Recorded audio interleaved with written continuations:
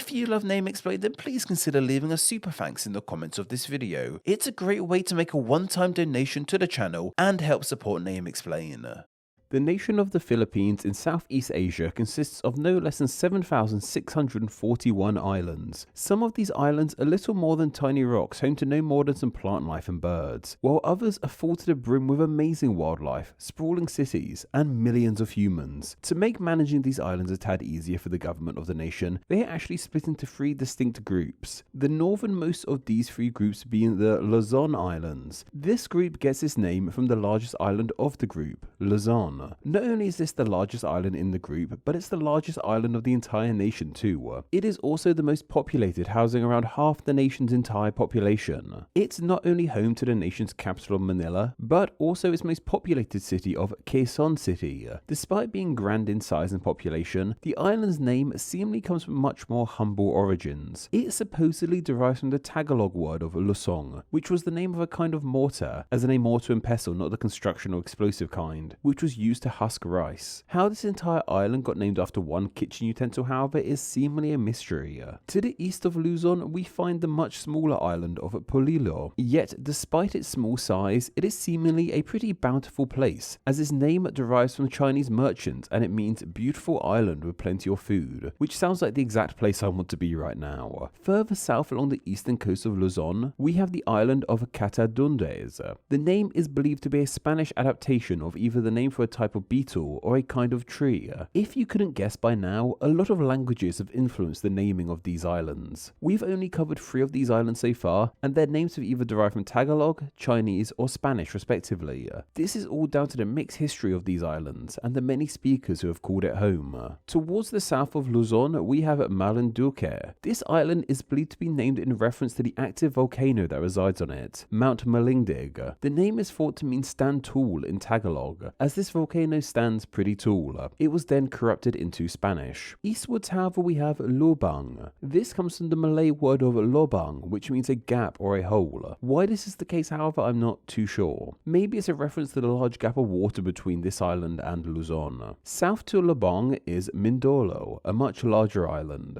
This is a distinctly Spanish name and means the mines of gold due to the large amounts of precious metal the Spanish believed resided here. The island of Palawan is the long, narrow one in the southwest of the nation. There's a few theories on the origin of this one's name. Some think it may come from Chinese and mean the land of beautiful harbours, while others theorize that it derives from the Spanish paragua, which means umbrella, as this island looks somewhat like a closed brolly. Then in the center of the entire nation we have Mastabay. This island is seemingly named after Mastabay city, which resides on it, and this city's name is too thought to relate to gold found here. The next of the 3 island groups of the Philippines is called the Visayas Islands. Unlike the Luzon Islands, they are not named after the largest island in the group. In fact, there isn't a single island named Visayas. This group name instead comes from the Visayan people, the native inhabitants of these islands in the Philippines. The ultimate origin of their name, however, is a bit of a mystery, but they are prominent enough in this part of the nation to have this whole island group named after them. One of the most prominent islands in the Visayas group is Panay. This is another Spanish corruption, deriving from the native name for this island, Aninapay, which means grass harvest, as this island was abundant with long, thick grass. South of Panay is the island of Negros. This of course comes from the Spanish and their word for black, and it relates to the darker skin of the natives the Spanish found here. To the east of Negros, we have the long, thin island of Cebu. This island is once again named after a city found on it, and the name comes from the older word of Cebu, which apparently means animal fat. This may relate to the fact that the island was a popular fishing spot among locals in the past, prior to the arrival of Spanish, though fish aren't particularly known for their fat reserves. To the east of Cebu we have Bohol. This one gets its name from a kind of tree that actively grows on the island, known as the bola tree. Moving towards the southeast of the entire nation, however, we arrive at the island of Leyte. This island's name seems to have come about due to a mispronunciation, but a mispronunciation of what exactly is debated. One source told me it is a mispronunciation of a native word for island, which is kind of boring, like this island would just be called Island, while another source claims that this island was once called Herletia, the name of the wife of a former ruler of this island. Her name was corrupted by the Spanish into Leite. Another large island of the Visayas is Samar, and its name means wound or cut. This is in relation to the cutting geography of the island.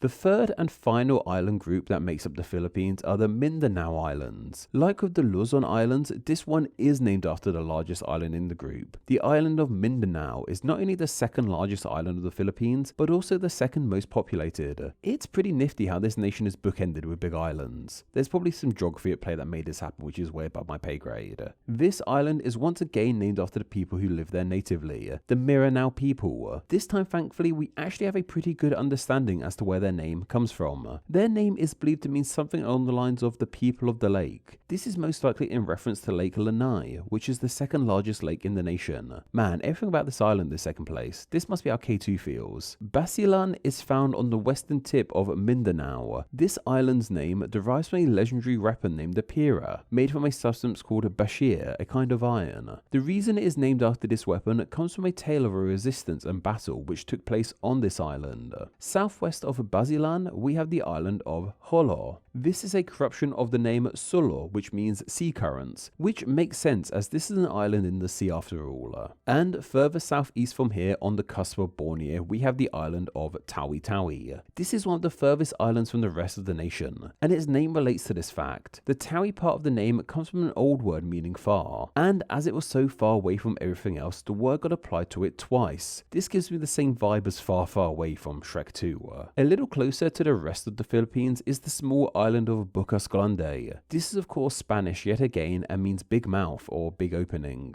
This is in reference to the large amount of water that surrounds it. To the north of Mindanao is the island of Dinagat. The name seemingly simply means of the sea, which once again makes sense for an island. Close by is the island of Sirago. This island was named after a kind of mangrove which grows here. The foliage seems to be a big deal here. Like even Google Maps mentions it's a palm covered island. The small island of Camigan is nearby too. This island too is named after a plant that grows here, the Camagong ebony tree. And finally, let's highlight the tiny island of Samal. The city that resides on this island has the very lovely name of the Island Garden City of Samal. This island once again is named after its native inhabitants, the Sama Bajau people. Now, that's a lot of island names. I must have covered at least 12 or something. I don't know, I lost track. Yet, while we highlighted a lot of them, that's barely scratching the surface of island names in the Philippines. This nation is made up of over 7,000 islands. Suffice to say, we can't cover them all. But even if we did want to cover them all, we would run into an issue. The Philippines has so many islands to its name that not all of them have even been given official names. It breaks my heart to know there are islands out there with no names. Poor little guys. Maybe we should change this. Go suggest some fun name ideas for these unnamed islands of the Philippines down in the comments below. And also, apologies for my pronunciation in this video. Unsurprisingly, I'm not all that fluent in Filipino, Tagalog, which is kind of the same as Filipino, Spanish, Chinese, or the many other languages that these islands got their names from.